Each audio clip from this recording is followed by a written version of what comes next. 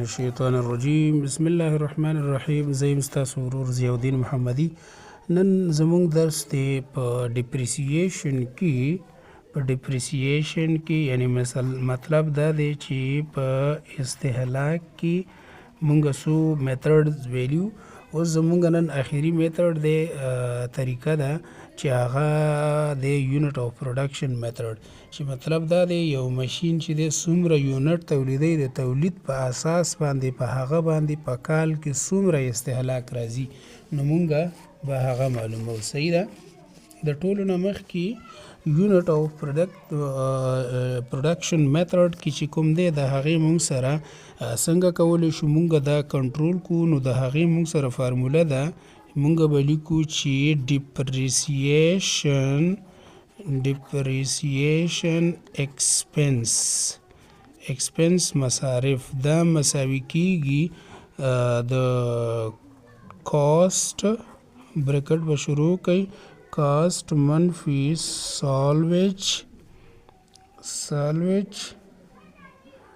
سالویج ویلیو مطلب دا دی دا بیا درته ایکسپلین کوم. صحیح ده. سالویج ویلیو مونږ سره داسې بریکټ کې بیا ورپسې دی مونږ سره ټوټل estimate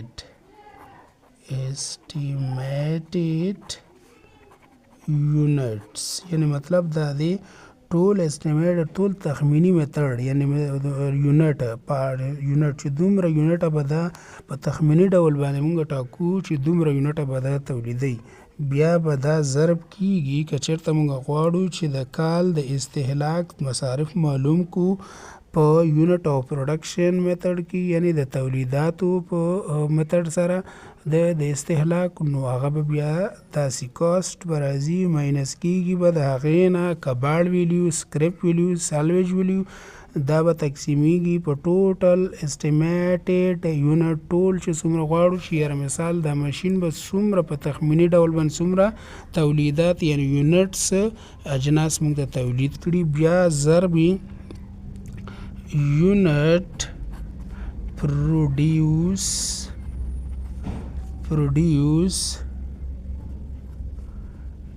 during unit produce during period. صحیح ده. په یو پیریډ کې چې دی دا څومره تولیدات چې دلته به ټوټل تولیدات اچو. اوس راځو چې کاسټ څه ته ویلی شي. مونږ په ساده الفاظو کې که ووایو کاسټ چې دی مونږ ته ویلی شي معنا ده د شتمنۍ قیمت یا ایسیټ کاسټ یعنی مطلب دا دی د شتمنۍ لګښت په څو روپۍ مونږ اخیستی دی. صحیح ده. دې پسې مونږ سره دی سالویج ویلیو خو به تاسو ټول پیژنئ. سالویج ما کلاس کې ویلیو.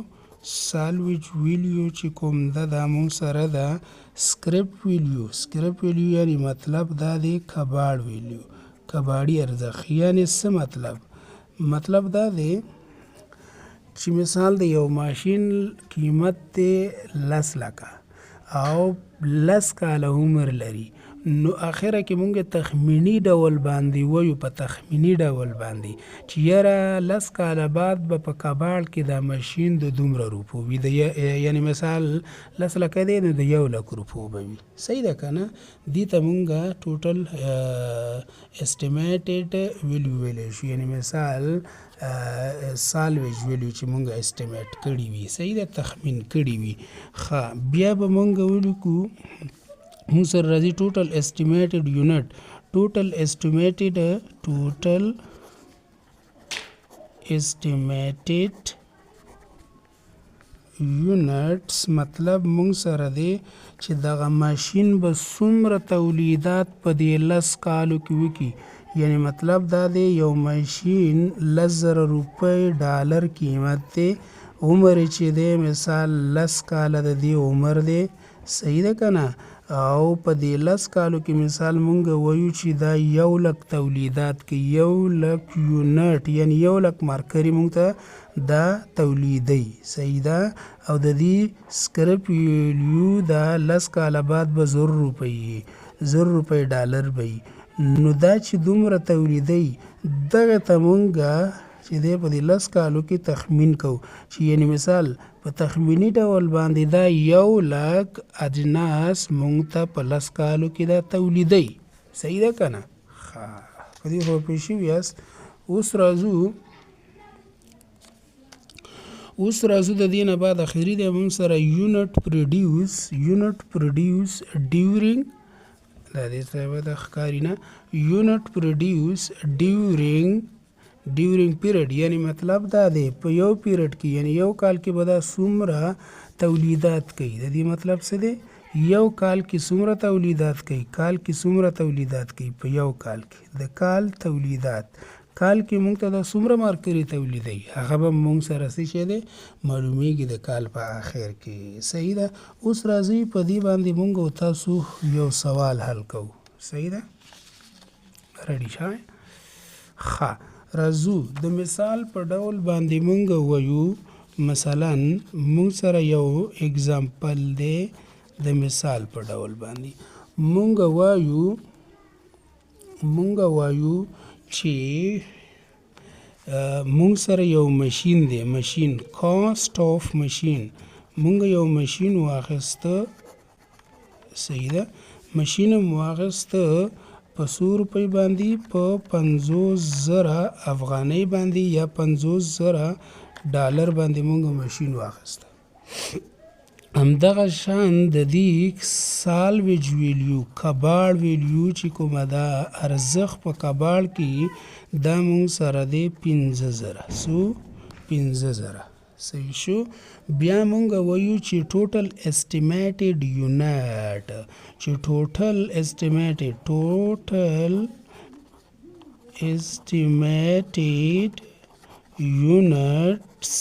یونټ خو په پیژنې که نه چې مثلا دا 50,000 روپۍ مونږ دا ماشین اخیستی دی د دې چې د 15,000 دا چې اخره کې به دا یو څه وخت بعد 15 کاله 10 کاله بعد به دا چې دی د 15,000 روپو ارزښت ولري په کباړ کې. همدغه شان مونږ ویلي د کال په سر کې چې دا د 50,000 ماشین چې دی دا به مونږ ته 1,00,000 یونټه 1,00,000 یونټ یعنی 1,00,000 مارکري په دې د دې خپل لایف چې څومره دی هغې کې به مونږ ته دا څه کوي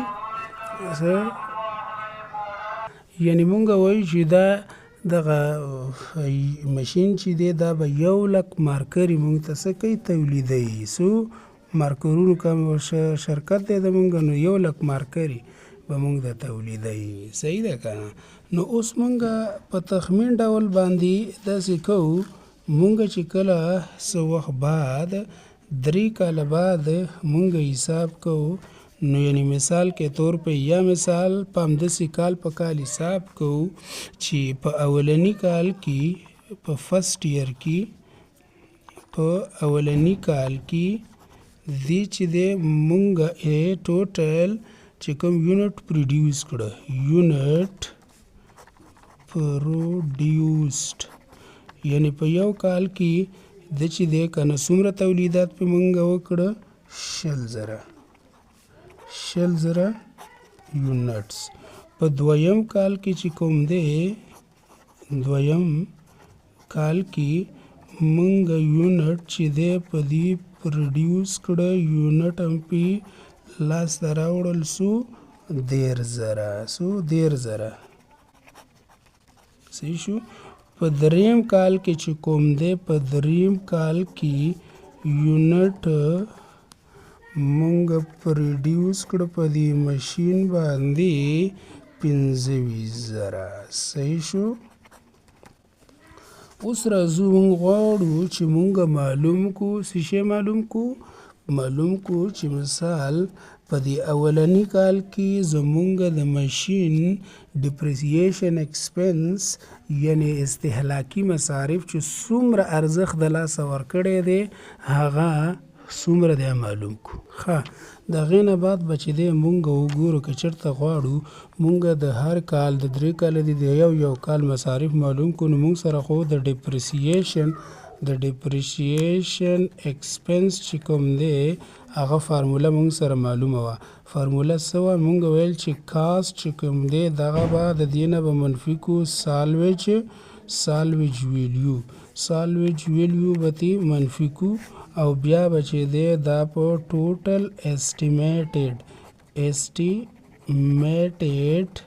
اسټیمیټډ کوم چې تخمینی یونټس دي یعنی کال کې چې کوم یونټس دي په هغې به تقسیم کو او بیا به ضرب کو یونټ پروډیوس سره چې په یو کال کې دي څومره یونټ چې دی پروډیوس کړي دي. صحیح ده که نه؟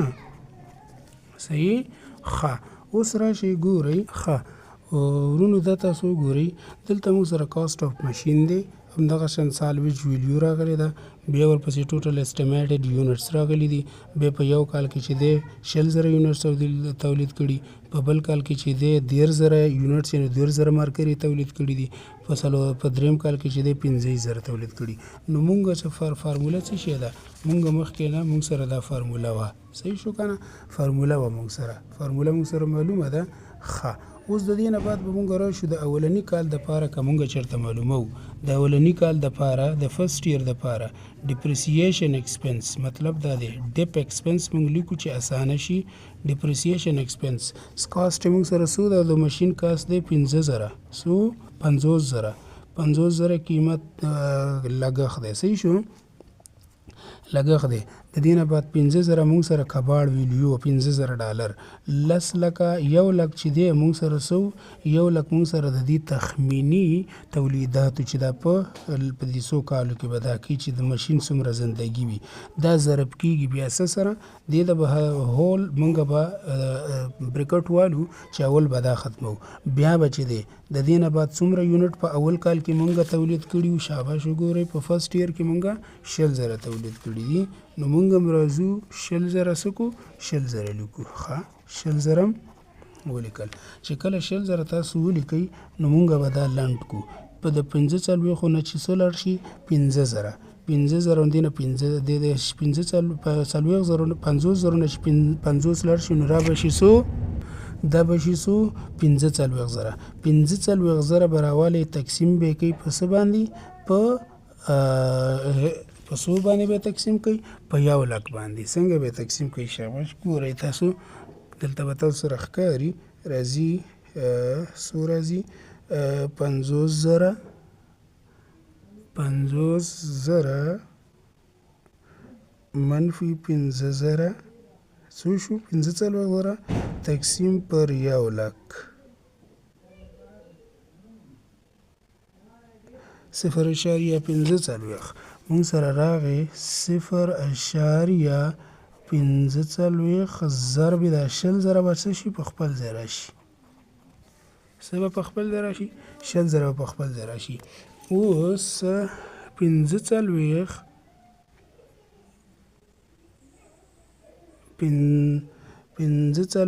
اشاریه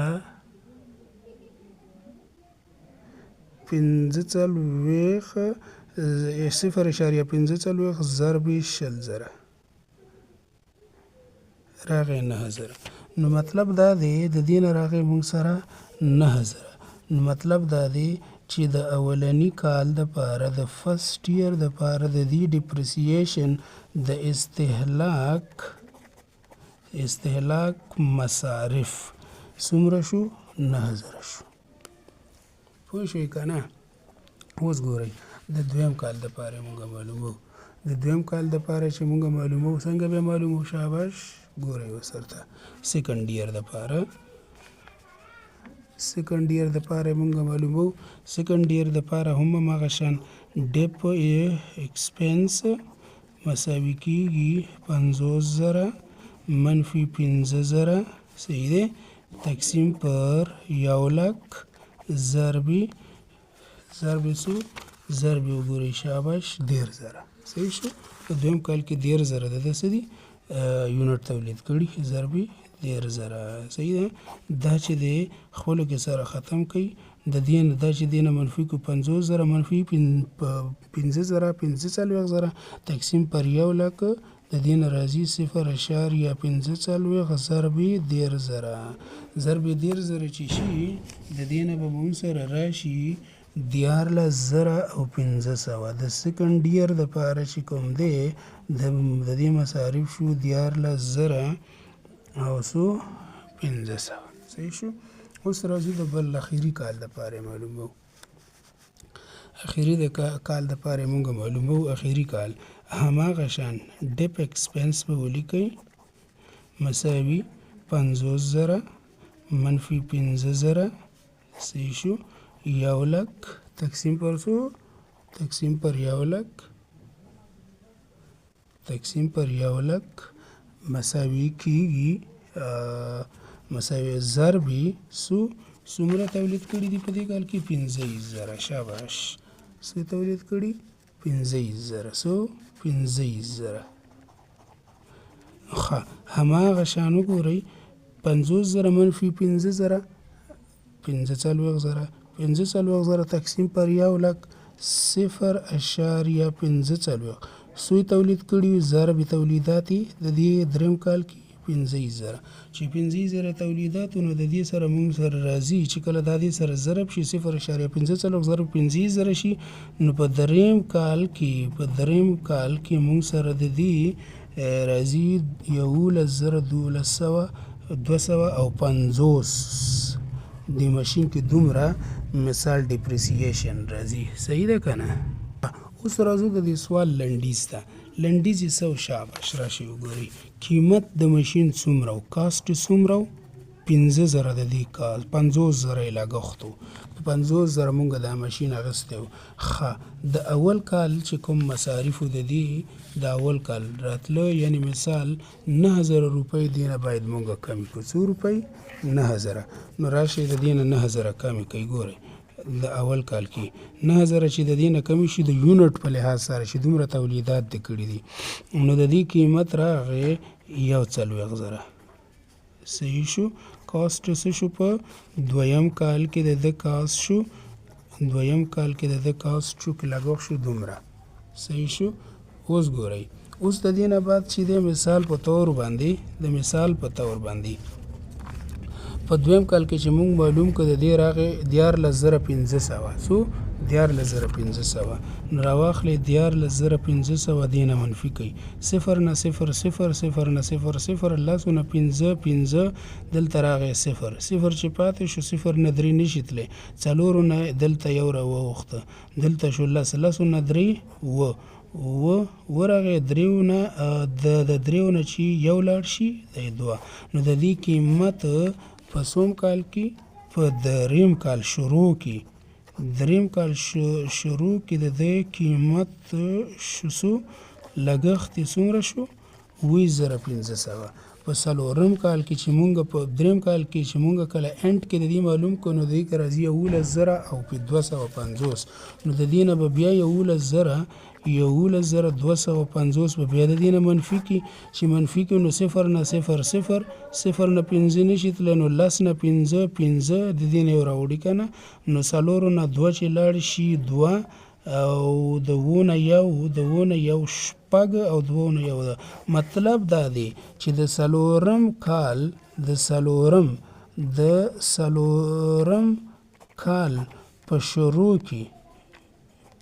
شروع کې د ماشین قیمت څو دی 14,250 صحیح ده که نه یعنې دومره ارزښت دی د لاسه ورکړو. نو دا زموږ یو شارټ ویډیو زموږ چینل سره سبسکرایب کړئ او مخکې ملګرو سره شیر کړئ. ډېره زیاته مننه کورم ودان. سلام علیکم.